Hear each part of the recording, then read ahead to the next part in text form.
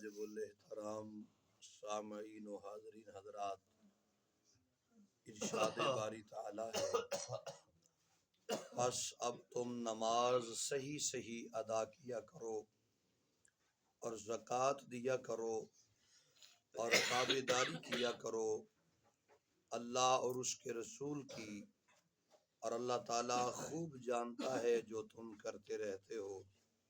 کیا تم نے نہیں دیکھا ان نادانوں کی طرف جنہوں نے دوست بنا لیا ایسی قوم کو جن پر خدا کا غضب ہوا؟ نہ یہ لوگ تم میں سے ہیں اور نہ ان میں سے، یہ جان بوجھ کر جھوٹی باتوں پر قسمیں کھاتے ہیں۔ تیار کر رکھا ہے اللہ نے ان کے لیے سخت عذاب، بلا شبہ یہ لوگ بہت برے کام کیا کرتے تھے۔ محترم سامعین و حاضرین حضرات، اللہ کریم کا لاکھ لاکھ احسان عظیم ہے کہ جس خالق نے زندگی میں ایک بار پھر یہ مقدس مہینہ ماہ رمضان المبارک شریف نصیب فرمایا۔ اللہ تعالیٰ کا کروڑہا مرتبہ احسان ہے۔ یقیناً یہ اس کا فضل ہے اور اس کی کمال مہربانی ہے کہ اس نے رمضان المبارک شریف کی آج پہلی صبح کی نماز با جماعت مسجد میں ادا کرنے کی سعادت عطا فرمائی ہے۔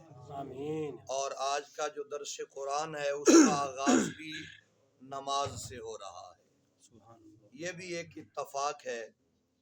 خلاق عالم ارشاد فرما رہا ہے، منافقین اپنی آنکھوں سے مشاہدہ کر رہے تھے کہ اسلام تو روز بروز ترقی کر رہا ہے، اس کی فتوحات کا دائرہ وسیع ہوتا جا رہا ہے، مال غنیمت کی ریل پیل ہونے والی ہے، دنیاوی منفعت کے حصول کے لیے وہ مسلمانوں میں گھسے ہوئے تھے، لیکن ان کی دلی ہمدردیاں یہودیوں کے ساتھ تھیں۔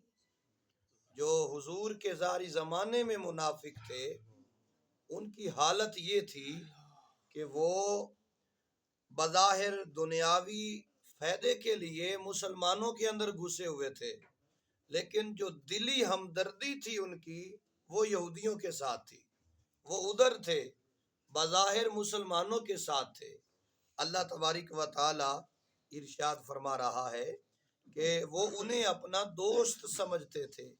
اللہ تعالیٰ فرماتا ہے ان بدبختوں نے ایک ایسی قوم سے دوستی قائم کر رکھی ہے جن پر خدا کا غضب ہے، جن پر خدا کی لعنت ہے، جن پر خدا ناراض ہے۔ نہ یہ مسلمانوں میں داخل ہیں، وہ جو منافقین تھے، یعنی وہ ظاہر مسلمانوں کے ساتھ تھے، اندر کی ہمدردیاں یہودیوں کے ساتھ تھیں۔ اب ان کا فیصلہ کیا جا رہا ہے۔ اللہ ارشاد فرما رہا ہے نہ یہ مسلمانوں میں داخل ہیں اور نہ یہودیوں میں۔ حدیث شریف میں ہے مثل المنافق مثل الشاة العائرۃ بین غنمین لا تدری، یعنی منافق کی مثال اس بھیڑ کی سی ہے جو دو ریوڑوں میں سرگرداں پھر رہی ہو، اسے یہ معلوم نہ ہو کہ اس نے کس ریوڑ کے پیچھے جانا ہے۔ سمجھ آ گئی ہے نا بات کی؟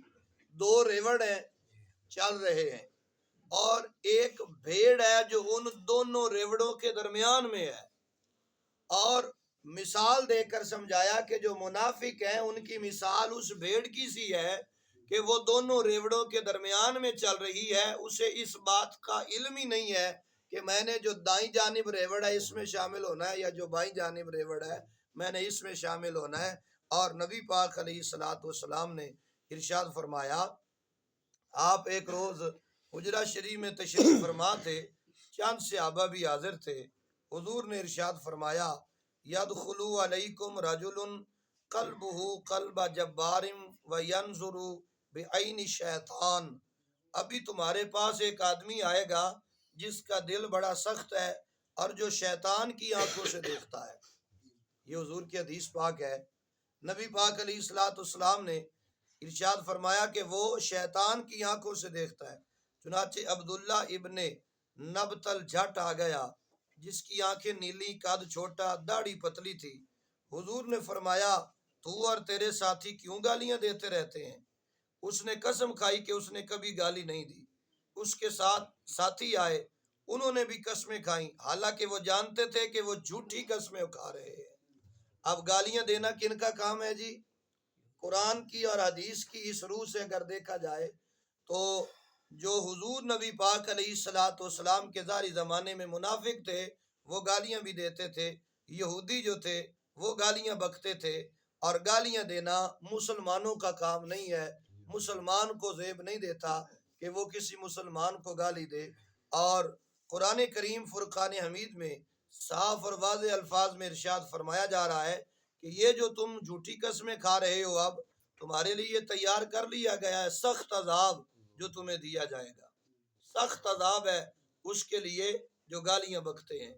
تو اب ہم سب کو اس بات پر غور کرنا چاہیے کہ کہیں ہم تو اس زمرے میں نہیں آتے اپنی ذاتیات اور اپنی میں اور اپنی بلے بلے کے لیے دوسروں کی عزت کو مجروح کر کے بندہ عزت کا شملہ نہیں حاصل کر سکتا، ہمیشہ اس کی عزت تار تار ہی ہوتی ہے، اور جو دوسروں کی عزت کرتا ہے مالک پھر اس کی عزت کے شملے کو بلند کر دیتا ہے۔ سبحان اللہ۔ تو نبی پاک صلی اللہ تعالی علیہ وآلہ وسلم کے غلاموں، ہمارے مقدر کی یقیناً آج میراج ہے کہ اللہ کریم نے ہمیں یہ مقدس مہینہ عطا فرمایا ہے، تو صحیح معنوں میں اس مہینے کی قدر کرنی ہے۔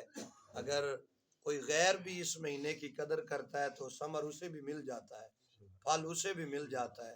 تو ہم تو پھر حضور کا کلمہ پڑھنے والے ہیں، ہمارا زیادہ حق بنتا ہے، ہم مسلمان ہیں، اور مسلمان کو ان تمام چیزوں کے آداب کو ملوز خاطر رکھنا چاہیے۔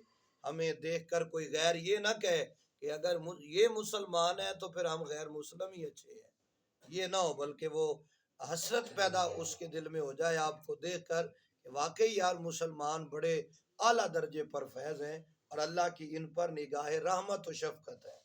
اللہ تبارک و تعالیٰ کی بارگاہ میں دعا ہے خالق کائنات ہم سب کی حاضری کو اپنی بارگاہ عالیہ میں قبول فرمائے، آمین۔